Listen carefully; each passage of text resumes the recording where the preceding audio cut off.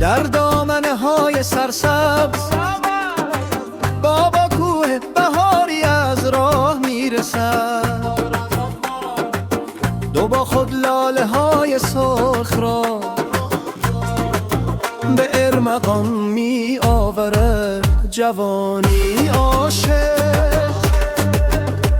دختری را می بیند که زیبانیاش از گل لاله هم بیشتر است، اما رسم روزگار و دوری های اجباری این عشق پاک را به آزمون می کشد. گل لاله فقط یک آهنگ نیست، صدای هزاران دل عاشق است که در غربت و دوری هنوز هم به امید دیدار زنهانند. این ترانه قصه همه جوانان هزار است که عشقشان را در کوهستان‌ها، در میان دهل و دنبق و در زیر آسمان پرستار وطن نجوایی می‌کند.